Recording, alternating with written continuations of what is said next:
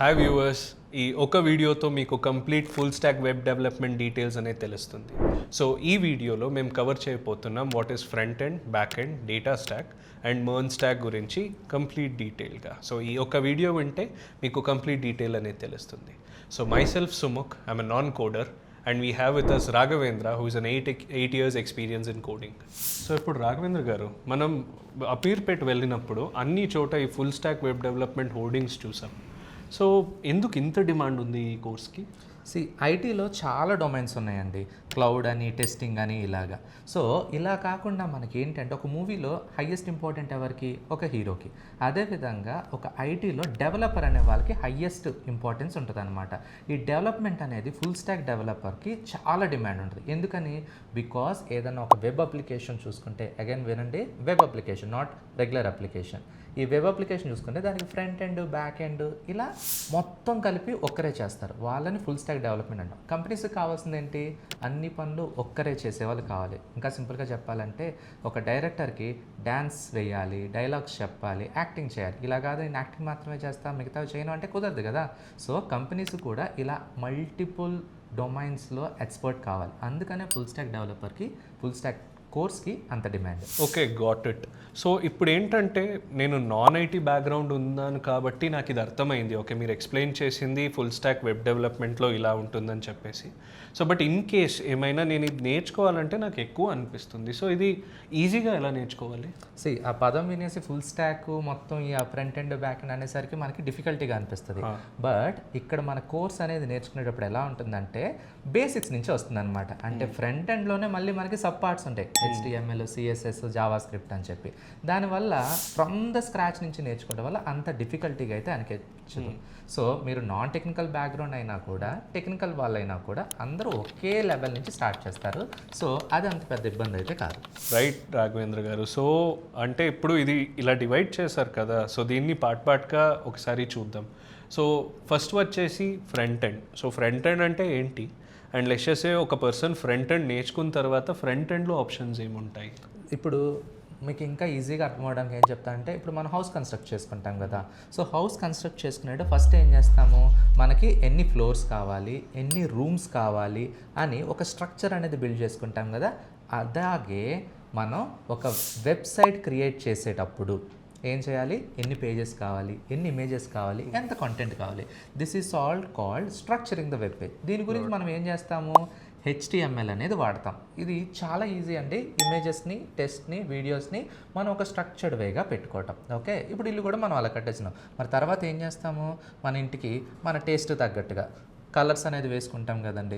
So అలా colours అనేది add చేయడానికి ఫ్రంట్ ఎండ్లో మనం ఏం చేస్తాము అంటే CSS అనేది వాడుకుంటాం అనమాట. ఓకే, స్ట్రక్చర్ తీసేసుకున్నాము, కలర్స్ వేసేసుకున్నాము.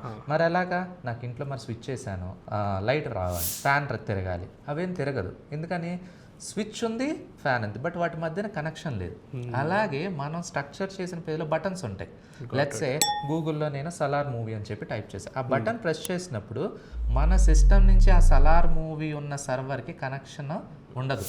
అటువంటి కనెక్షన్ క్రియేట్ చేయాలంటే జావా స్క్రిప్ట్ కావాలి. సో ఇదన్నీ కలిపితే మనం ఒక ఇల్లు కట్టడానికి ఎలాగైతే స్ట్రక్చర్, పెయింటింగ్, ఎలక్ట్రీషియన్, ప్లంబర్ అవసరమో అలా ఒక ఫ్రంట్ ఎండ్కి HTML, CSS, జావా స్క్రిప్ట్ అనేది అవసరం అనమాట. సో ఇప్పుడు ఇంత చేశాక లెట్స్ సే ఒక పర్సన్ జస్ట్ ఫ్రంట్ ఎండ్ నేర్చుకున్నారనుకోండి మన ఫుల్ స్టాక్ డెవలప్మెంట్లో. సో ఫ్రంట్ ఎండ్ నేర్చుకుంటే ఆ స్కిల్కి ఏమైనా ఆపర్చునిటీస్ ఉంటాయా? ఓన్లీ ఫ్రంట్ ఎండ్ మీద కూడా చాలా స్కిల్స్ ఉంటాయండి. ఇప్పుడు లెట్స్ సే మన చిన్న కాఫీ షాప్ దగ్గర నుంచి పెద్ద కార్పొరేట్ కంపెనీ వరకు ప్రతి ఒక్కరికి వెబ్సైట్ అనేది అవసరం అనమాట. సో వాళ్ళకి మొత్తం ఫంక్షనాలిటీ అవసరం లేకపోయినా, మాకు ఇంతకు ముందు మనకి ఎలాగా ప్రతి ఒక్కరికి ఒక విజిటింగ్ కార్డు ఉండేది, ఎందుకంటే బిజినెస్ పర్పస్ కోసం. అలాగే ఇప్పుడు ప్రతి ఒక్కరికి సోషల్ మీడియా వెబ్సైట్స్ ఉంటాయి కదండి. వాటిల్లో వీళ్ళ యొక్క వెబ్సైట్కి కంపల్సరీ మన ఫ్రంట్ ఎండ్ డిజైనర్స్ రోల్ అయితే చాలా ఉంటుందన్నమాట.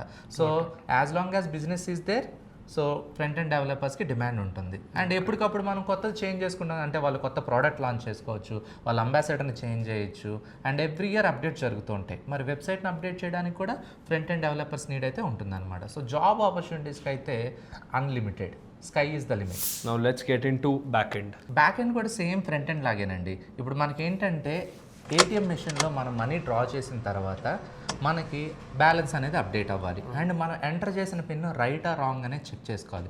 ఇటువంటి ప్రాసెస్ అంతా మన కంటికి కనపడదు అనమాట.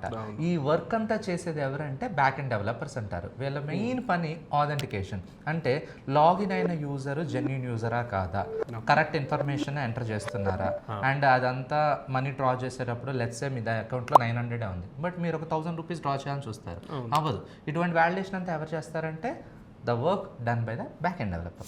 ఇప్పుడు ఈ బ్యాక్ ఎండ్ మాత్రం చేస్తారు కదా, సో ఆ బ్యాక్ ఎండ్ చేసిన వాళ్ళకి ఏమైనా ఆపర్చునిటీస్ ఉంటాయి? చాలా ఆపర్చునిటీస్ అండి. Compare to front end developers, back end మీద మీకు మంచి గ్రిప్ ఉన్నట్లయితే శాలరీస్ అనేది చాలా డిమాండ్.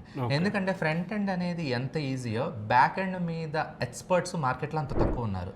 ఫ్రంట్ ఎండ్ మీద చాలా ఉన్నారు, బట్ మళ్ళీ ఫ్రంట్ ఎండ్ బ్యాక్ ఎండ్ రెండు కలిపి ఫుల్ స్టాక్ డెవలపర్స్ చాలా తక్కువ ఉన్నారు. సో అందుకనే ఈ కోర్స్కి అంత డిమాండ్ ఉందన్నమాట. సో రాఘవేంద్ర గారు, ఇప్పుడు ఫుల్ స్టాక్లోనే జావా కూడా ఉంది, పైథాన్ కూడా ఉంది. సో ఇప్పుడు మీరేం నేర్పిస్తారు?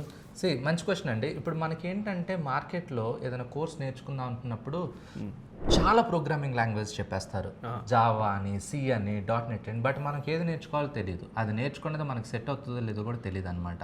సో మనం ఇక్కడ ఏం నేర్పిస్తామంటే జావా స్క్రిప్ట్ నేర్పిస్తామండి. ఎందుకు జావా స్క్రిప్ట్, జావా ఎందుకు నేర్పించారంటే చెప్తాను. సో మనది ఫుల్ స్టాక్ వెబ్ డెవలప్మెంట్ కదా, అంటే మనం చేసే వర్క్ అంతా కూడా వెబ్ రిలేటెడ్, అంటే బ్రౌజర్ మీద ఉంటుంది. బ్రౌజర్కి అర్థమయ్యే లాంగ్వేజ్ ఒకటే, అది జావా స్క్రిప్ట్ అనమాట. ఇందులో మనకి జావా అవసరం, పైథాన్ అవసరం అనేది లేదు. అందుకని జావా స్క్రిప్ట్ మీద మనం ఫుల్ స్టాక్ స్పెషలైజేషన్ అనేది ఇస్తాం. గుడ్. సో రాఘవేంద్ర గారు, లాస్ట్ క్వశ్చన్. ఇప్పుడు నేను మీకు పైథాన్, జావా స్క్రిప్ట్ రెండింటిని ప్యారలల్గా ఆఫర్ చేస్తాను. సో యాజ్ అ కోడర్ 8 years నుంచి కోడింగ్ చేస్తున్నారు. సో మీరు ఏ ఆప్షన్ సెలెక్ట్ చేసుకుంటారు అండ్ దాంట్ని మీరు ఎవిడెన్షియల్గా బ్యాకప్ చేయగలగరా? ఇప్పుడు అది తక్కువ ఇది ఎక్కువ అని అయితే ఎక్కడ లేదండి. ఇప్పుడు మనకేంటంటే మన పర్పస్ ఏంటి, ఇప్పుడు మీరు ఆర్టిఫిషియల్ ఇంటెలిజెన్స్ సైడ్ వెళ్ళాలి అనుకుంటే పైథాన్ అనమాట. అలా కాకుండా మన ఇంజనీరింగ్ కాలేజెస్లో కూడా డేటా స్ట్రక్చర్ ఆల్గరిథం ఉంటుంది. ఇంతకుముందు సి నేర్పించేవాళ్ళు, ఇప్పుడు పైథాన్ నేర్పిస్తున్నారు. సో కాలేజ్ పరంగా అది.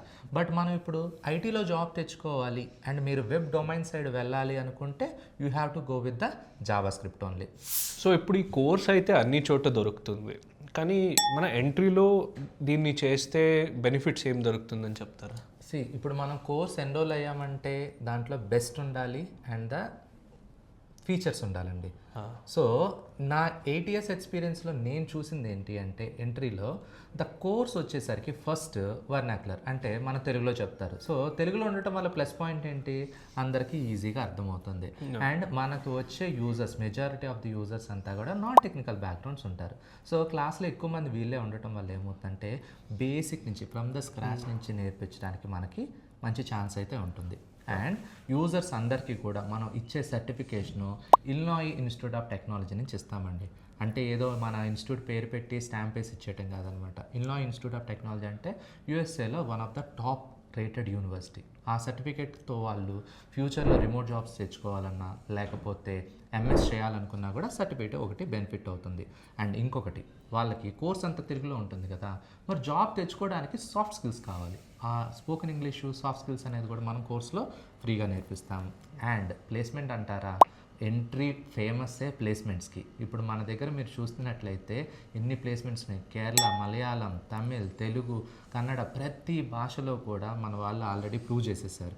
ఒక్క కోడింగ్ అనే కాదు, మీరు గవర్నమెంట్ ఎగ్జామ్స్, బ్యాంకింగ్ ఎగ్జామ్, ప్రతి దాంట్లో ప్లేస్మెంట్స్కి ఎంట్రీ కొట్టింది అయితే లేదు. ఓకే, సో ఇలాంటి బెనిఫిట్స్ ఉండగా వేరేది ఎందుకు చూస్ చేసుకుంటారు జనాలు? కరెక్ట్. సో ఇప్పుడు మీకు ఫుల్ స్టాక్ వెబ్ డెవలప్మెంట్ గురించి తెలిసిందనుకుంటా కదా. సో మళ్ళీ ఇంకో వీడియోలో కలుద్దాం. Happy learning.